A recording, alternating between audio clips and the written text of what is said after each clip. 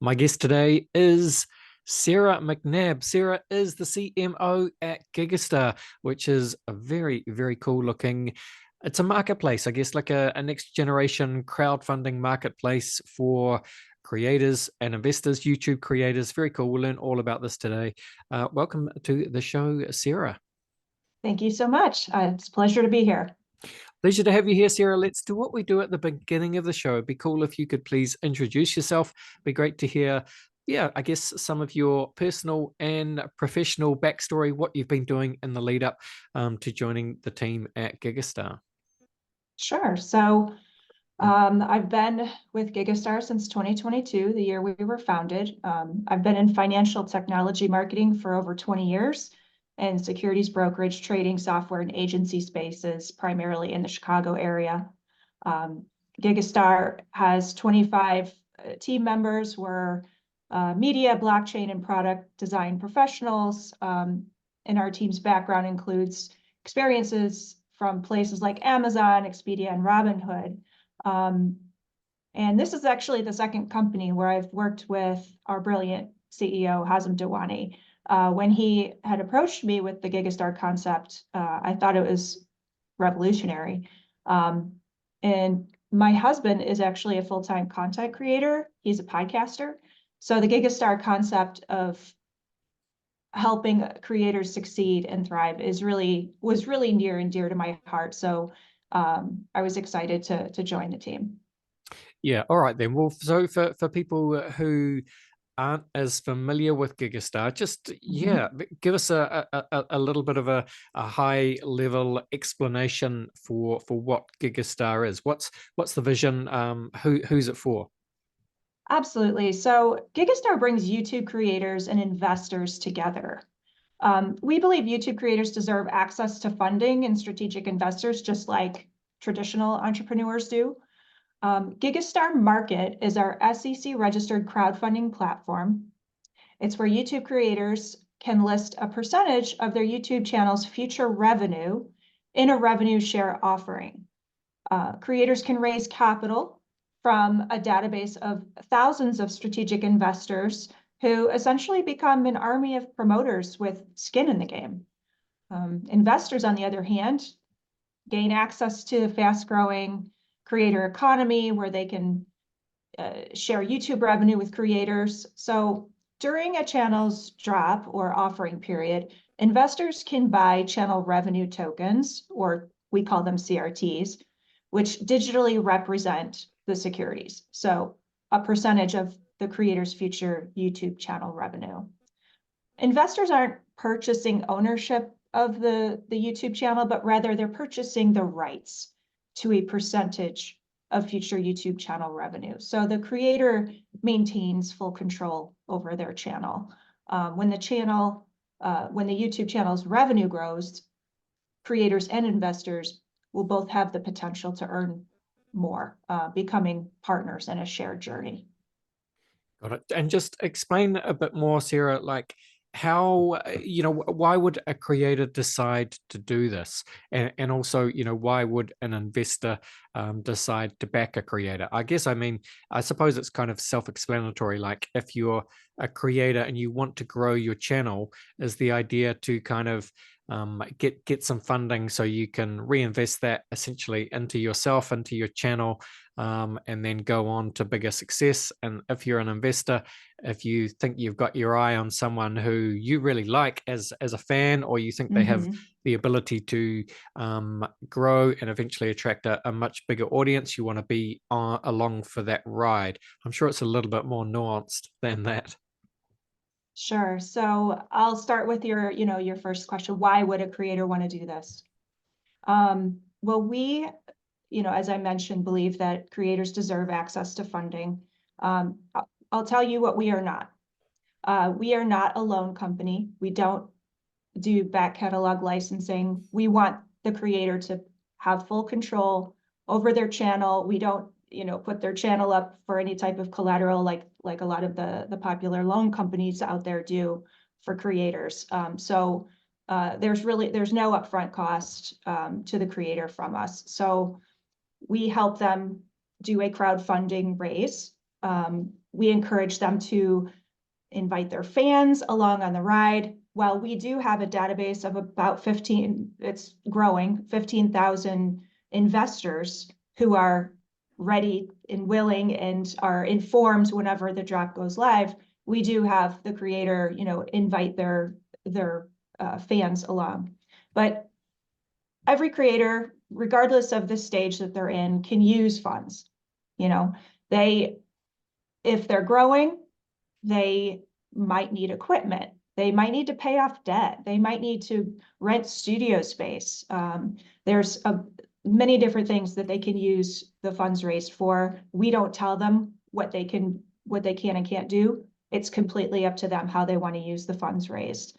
And then from there, why would an investor want to participate in something like this? Well, we feel that with the blockchain technology that we have in place, which has helped kind of lower the cost and the barrier of entry for individual investors over the age of 18, of course, to be able to participate as an investor in a channel, in a private securities offering.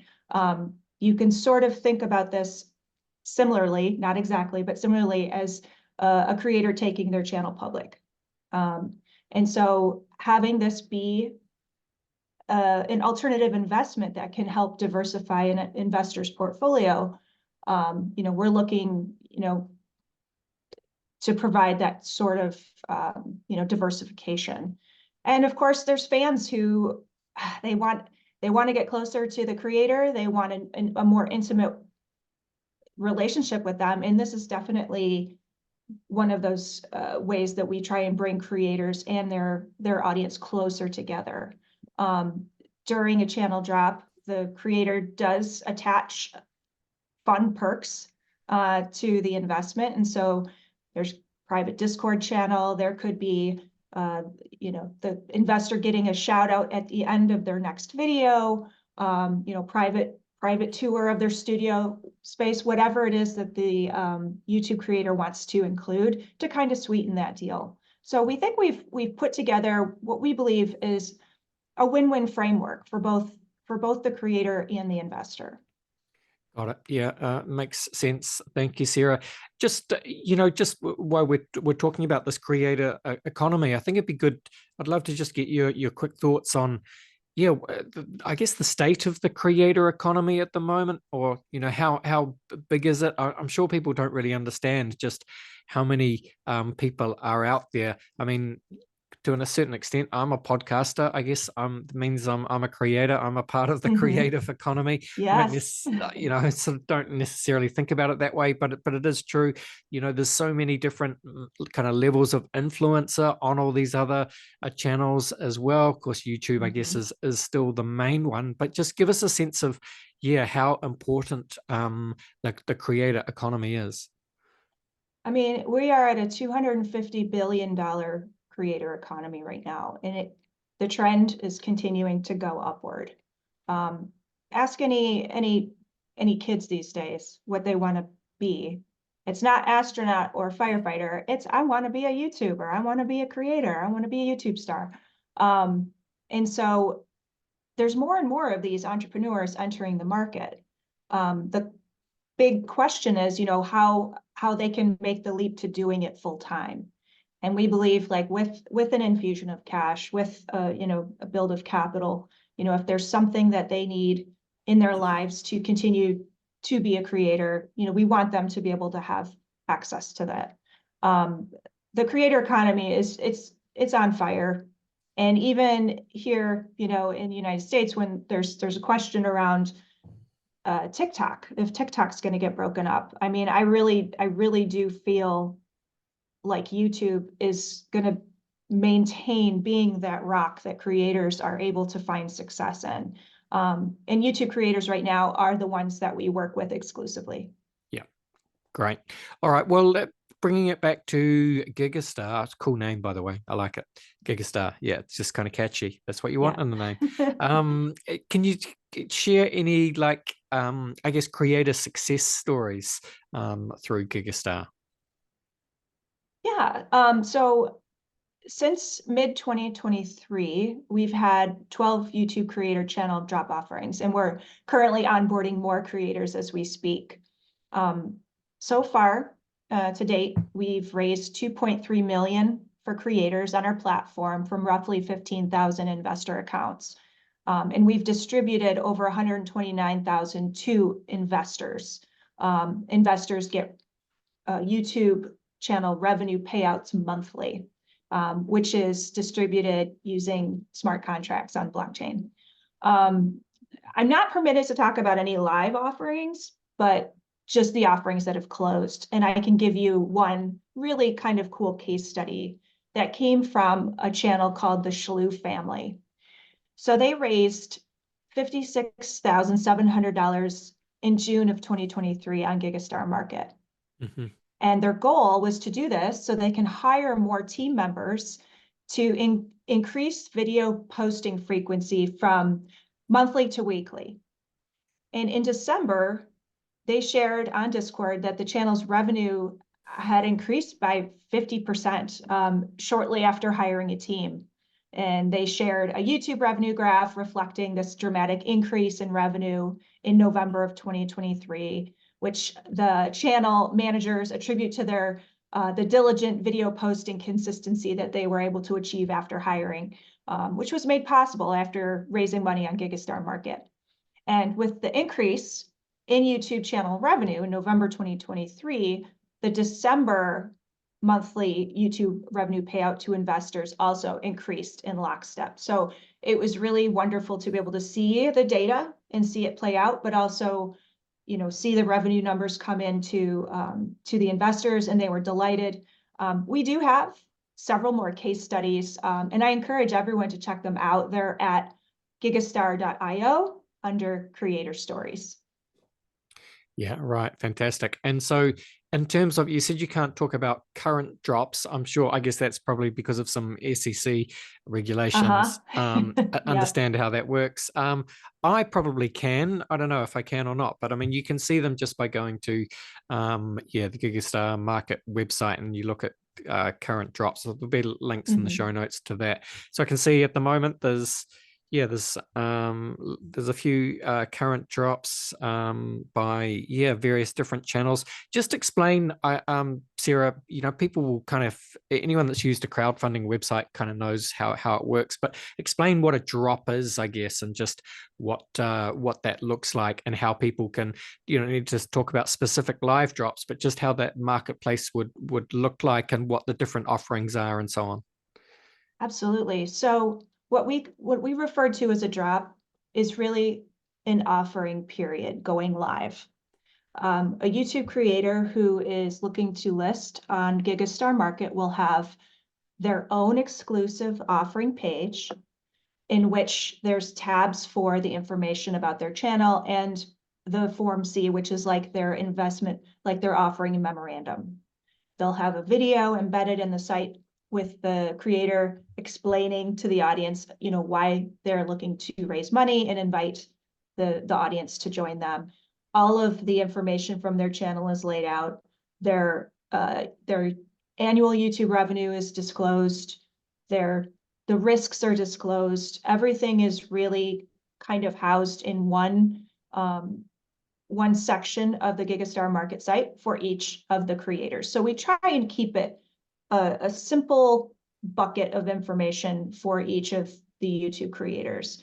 And so if somebody were interested in investing in one of these creators, they can go through and review all of the information before even opening an account if they wanted to. But if they are on an offering page, they will see that each of the creators offers 3 different tiers of channel revenue tokens, which again are the digital representation of the security, the percentage of the YouTube channel's future revenue. There's 3 different CRT levels at 3 different price points and 3 different, revenue percentages. And so if an investor wanted to purchase at the gold, platinum, or diamond level, they would just need to click a button. We try and make it a very simple user experience, but they would be required to open an account. And opening an account as an investor, you just need to be over 18 years of age. And it has the KYC and AML, the know your customer, anti-money laundering, all kind of baked into the experience.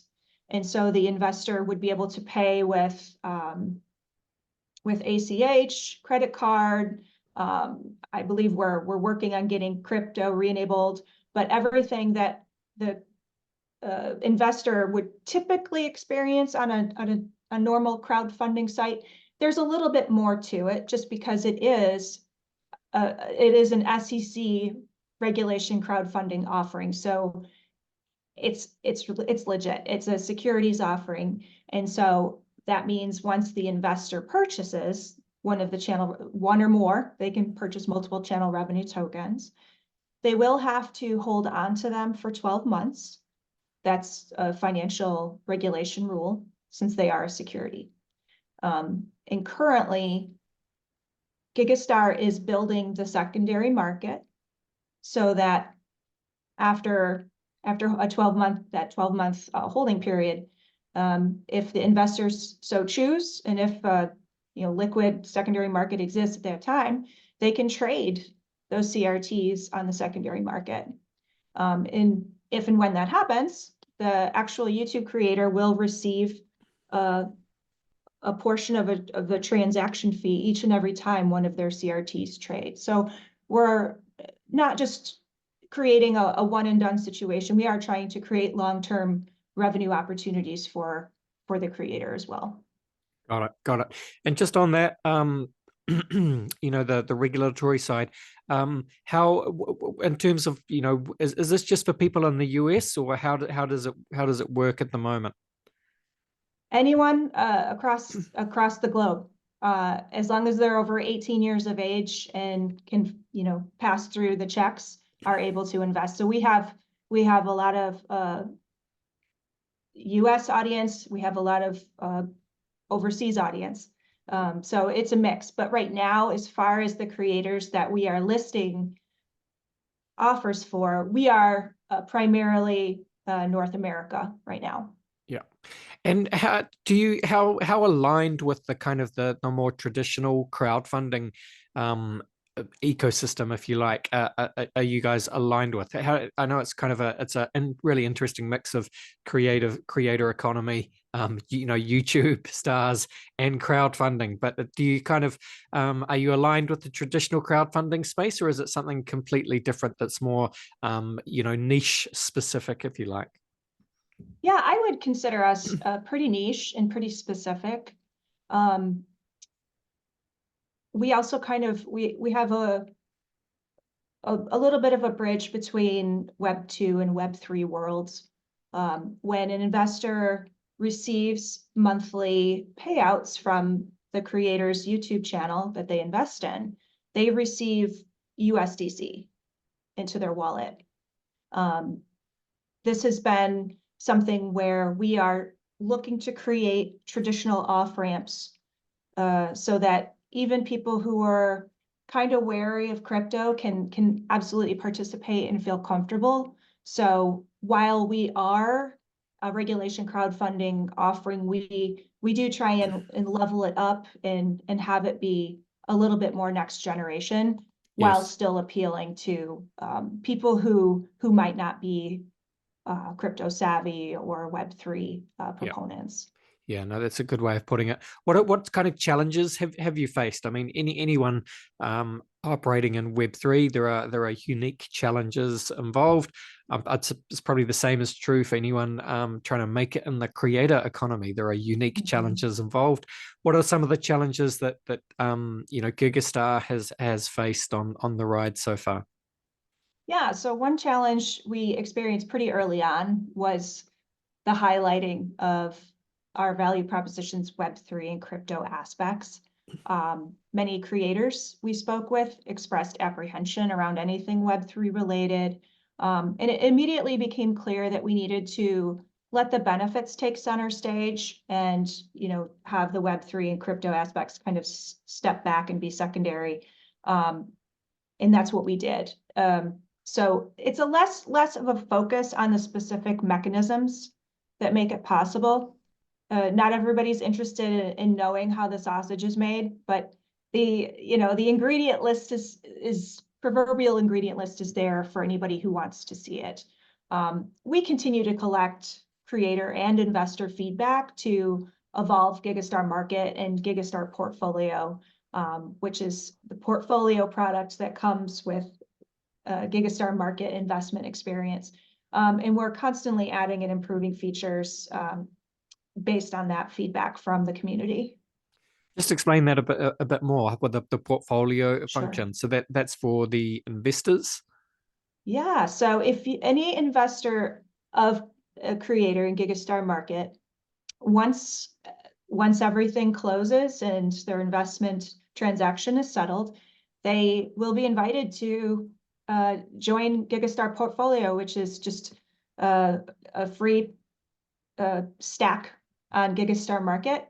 And it's where they'll be able to track revenue performance, track their channel revenue tokens, track the channel's progress, and see how they're doing over time. They'll be able to,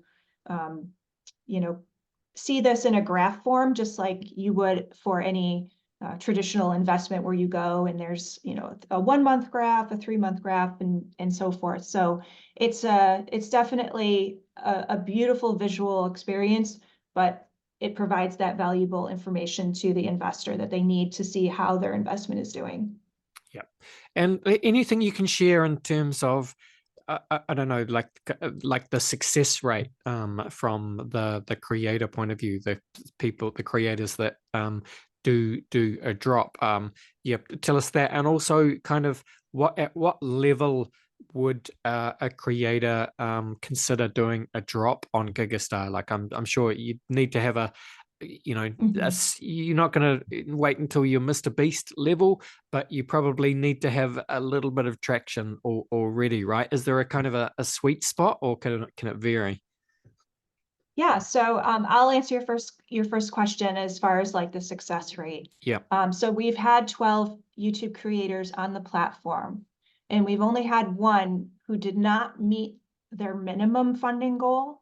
That came down to some difficulty on his side in marketing it, but we have a 5 threshold kind of requirements that we look for ideal creators to apply for a drop and list on GigaStar Market. And essentially having an annual YouTube AdSense revenue of $30,000 per year currently is really where we would like to start. So anybody earning 30,000 on YouTube or more are invited to apply for a drop on GigaStar Market. And from there, we provide guidance on how to we look at their channel evaluation and help them determine how much it is that they would want to raise. So if we had a creator coming in who made $100,000 per year in the last 12 months of their YouTube, and they wanted to come in and apply, like, let's say a 5x multiplier. So that would be a $500,000 channel valuation. If they offered 10% of that, I'm not very good at math. I believe that's 50,000. Close enough. 50,000, yeah, would be the raise that Yep. they would be looking to raise in the minimum 21 day period. Yep, got it. All right. Thank you, Sarah. Look, as we start to finish off this part of the podcast, just anything that you can share in terms of, I guess, like, things you guys are working on, or stuff that's coming down the product pipeline, what you'd like to see, in the near future on GigaStar, and just for people listening, whether they're a creator or potential investor, where's the best place for them to go to learn more? Yeah, I had mentioned that we're working on our secondary market, and we're looking to launch that by the end of this year.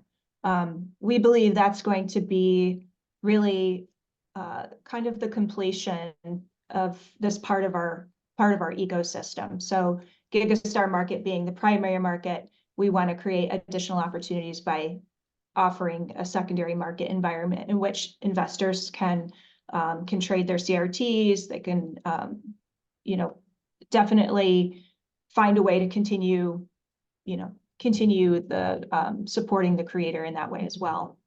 I'm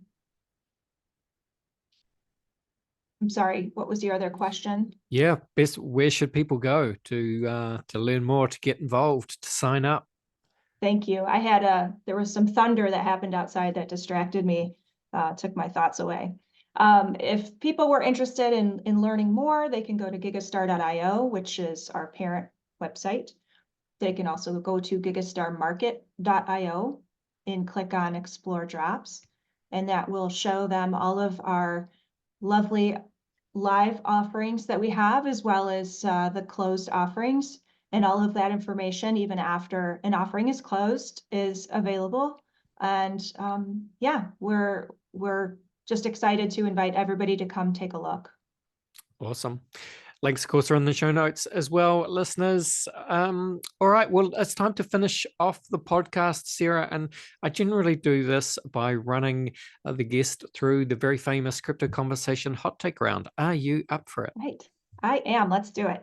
Let's do it, Sarah. I'm just going to run some questions at you. Just want your honest answers, really. No right or wrong way to do it. Question one for you is, where would you say that you sit on the Bitcoin maximalist to multi-chain opportunist spectrum? I would say I am a full multi-chain opportunist. I think the crypto world exists for many other reasons, and a smart contract isn't going to compete with Bitcoin as a global money. So I think I've got to put myself as a multi-chain opportunist. Makes sense. All right. What would you say then, Sarah, is your firmest conviction crypto opinion? My firmest conviction crypto opinion, I think, can be applied to pretty much anything. And that's that I'm of the mind that people should fully educate themselves on it before forming an opinion. And that can be applied to many things, but I feel like there's a lot of people out there who have strong opinions on crypto, but don't know anything about it. Yes, indeed. Where when the actual the best stance is kind of like strong opinions weakly held, and when you get Yes. when you get new data, it's no problem to change your mind. It's people that get stuck in their own opinion, no matter what data is presented. Anyway, look, Sarah, Bill Gates famously said that we tend to overestimate what we can accomplish in 2 years and underestimate what we can accomplish in 10. Now, look, Web3, 10 years is a long time, but let's speculate away. GigaStar, Web3, the creator economy, God knows what it's going to be like in 10 years' time, but I'd love to hear your thoughts. Oh my goodness. Creator economy isn't going anywhere. I think it will have, tripled by then. As far as, like the blockchain space, Web3 space, I think, Bitcoin, Litecoin, Ethereum, XRP, stablecoin, those will all be around. And maybe AI will be creating tokens at that point too. And I think we'll see a lot more crypto ETFs being offered by mainstream financial institutions. We already have the Bitcoin ETF and now the ETH ETF. So I feel like mainstream financial is going to get a chunk of that. Yeah.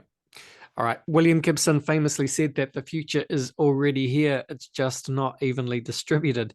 With that in mind, Sarah, can you think of an example of the future being here right now, but most people aren't aware of it?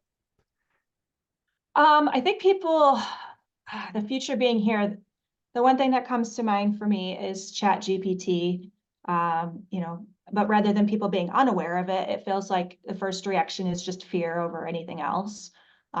Change is scary, but I will call back to my earlier conviction that we should be open to learning and educating ourselves on a technology like that so we can help shape it, help legislate it, help control it, so it doesn't ultimately destroy the human race. How do you think AI kind of intersects with the creator economy? Because I'm sure you can see a world where there are literally AI YouTube presenters or Yes. newsreaders or girlfriends, boyfriends, whatever. It's coming at us kind of quick. It's coming super fast. There's a ton of AI tools out there that like mimic voices and all this other stuff. Um, Obviously, as a helpful tool, it has that side of it, but it also has that a nefarious side. But in terms of the creator economy and what we're doing, we always require a human being to be on the other end of it, so that we can make sure that we're setting it up correctly. Yeah. I think that's going to be the edge going Yes, forward is the human, the new authenticity will be the humanness. well put. Yeah. All right. Brings us nicely to our final question, which is, what is your favorite science fiction book, film, or TV show? Oh, this is a great question. Um, I would say my favorite sci-fi book would have to be Project Hail Mary by Andy Weir, which I think they're turning into a movie. I'm super excited about that. My favorite horror science fiction anthology, though, is The Twilight Zone. I'm a huge Twilight Zone nerd, and anytime Nice. there's like a Twilight Zone marathon, I'm just glued to the TV. I've seen them 100 times, but I can't get enough of them. Love Rod Serling's writing. I love it. All right, that's a great selection. Thank you, Sarah. Look, hey, it was fun hanging out with you today. Thank you so much for coming and spending some time with us. Just close it out by telling people where you like to hang out online, your X handle, Twitter, or wherever else you hang out. And again, just what people should do, where they should go to learn all about the wonderful world of GigaStar. Yeah, so I invite everybody to join our Discord. You can click the link to it by visiting gigastar.io, and all of our social handles from Twitter, Facebook, Instagram, they're all in the footer of our site. Yeah, come hang out, come check it out. You'll be able to talk with other fans of the creator economy, investors of those creators, and just all around people who are excited about our project. Awesome. Thank you so much, Sarah. All the best, and bye for now. Thank you. All right, there you go. That was Sarah from GigaStar. Yeah, all things, the creator economy. Isn't it? What an amazing world that we live in through, the wonderful world of blockchain and tokenization. You can invest in, potentially, your favorite YouTube creators and have some skin in the game, as it were, as they go on to conquer those viewership numbers. Amazing. Thank you, Sarah. She was cool. Yeah. All right. Well, we reached the end of another show. Thanks for listening. Thanks for watching, team. This was the Crypto Conversation for Brave New Coin. Bye for now.